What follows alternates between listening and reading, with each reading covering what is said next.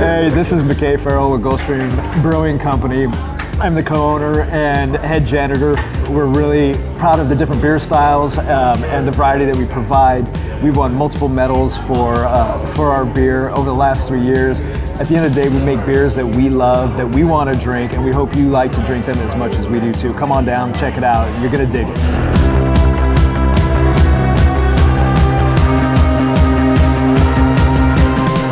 We've been open for 3 years. Well, September 22nd will be 3 years. It doesn't feel like 3 years, it feels like 2 years because, of course, you have a big gap with COVID where we closed the day after St. Patrick's Day. And I remember vividly, my wife and I were here working behind the bar, and there weren't very many people here. We already masked up. We were doing that stuff, keeping everything clean, and we were like, this is really weird. We'd love to be celebrating St. Patrick's Day, like in a fun, big way, and drinking a bunch of beer. We had made a beer called Dry-ish, so similar to Guinness. And it was weird because the next day we had to close down, and from that point on, even though it was about 6-7 months before we really opened again, it never really felt like that. It felt like we've taken a year off, like we've lost a year. So even though we're doing our 3-year anniversary, we never really got to have a 2-year anniversary. So I almost feel like it's 2 years, even though it's been 3.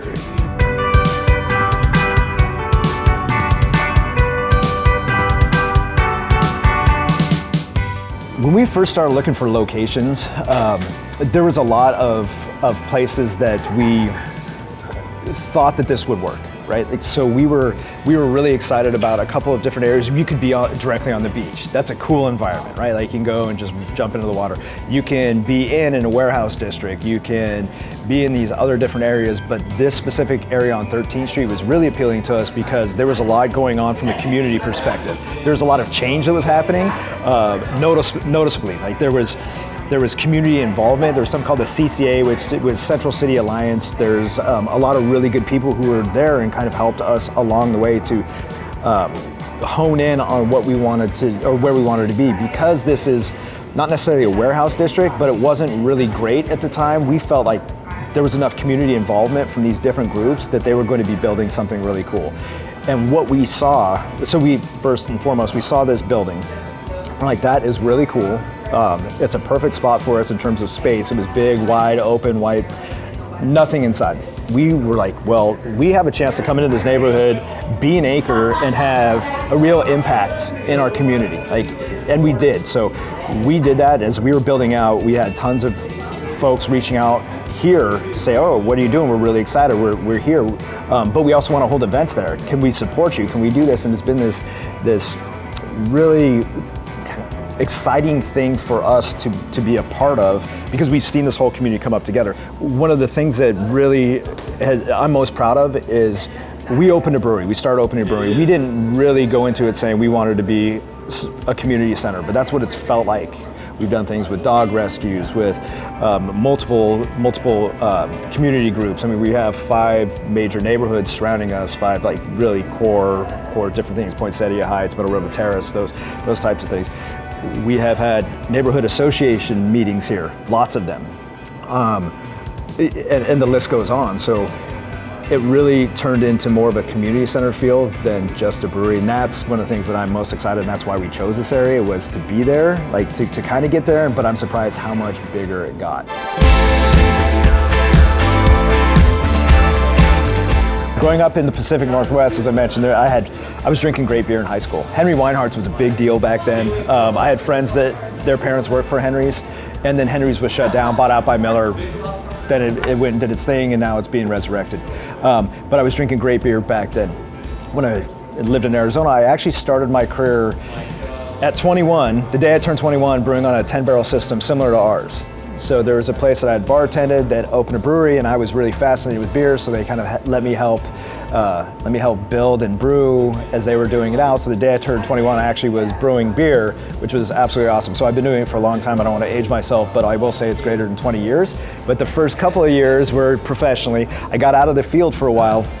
I got into software, but I never fell in love with beer. So I bought a 1-barrel system. I was brewing at home for a long time, like we all do. Kept expanding and buying more stuff because that's how it is, and I never fell out of love with the industry. I mean, that's why I got back into it, is because it's a collaborative industry. There's not really any secrets. We're all here to produce great beer, a great product, and we all believe in the same thing, that this is better than macro beer, that what we're doing matters, it's locally produced, it's all of the things that we care about. And really around 2006, 2007, I was like, I really want to open a brewery. I loved it, and it takes a long time, but it's a labor of love. And so eventually I ended up here.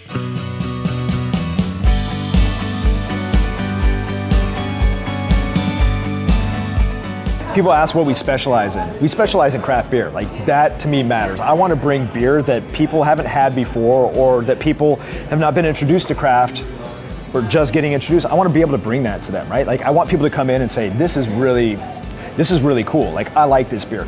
I've only had Bud Light, fucking Coors, whatever macro beer, or maybe even some, contracted garbage that's called craft. I don't want that. What I want is people to come in and be like, this beer is awesome. I haven't had anything like this before. Or I want to be able to say, here's a new style, or here's a style I've heard of, but I can't find that anywhere. I want to be able to try it. This is the place to do that. We always wanted to do that. We wanted to bring Pilsners, awesome IPAs, crushable ambers, sour. We wanted everything. We wanted to run the gamut. You're not going to find a ton of just one style here. You're going to find variety. And our goal has always been that, like, come in here, try our beer, fall in love with craft, go try somebody else's, right? There's a lot of awesome beer in South Florida. We always wanted that. It was like, come here, you'll come back, right? Like, the whole goal is come back because you trust us, and you know the beer, and it's going to be good, but go see other people too. Like, this is about building the craft industry, and always has been. So our goal was that, and that was our vision, was let's do these things. And as we've expanded and continued to grow, I mean, when we first started out, there's tanks back there, we only had 4 of them, which is crazy.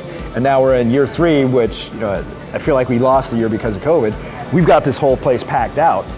Our next step is actually to find more space somewhere, or try to stuff some more tanks in. But it's been really great. There's certain styles that we've gravitated towards, and we're going to continue to push in different formats. So next thing for us is cans, next thing for us is pushing that in, but it's always been about the liquid, and for us, the liquid is approachable beers. We make beers, and we always have, that we like to drink. I mean, that's what it's always been about, is we're making beers that we don't care about the hype. We don't care about any of that other stuff. What we care about is beers that we want to sit down and drink every day.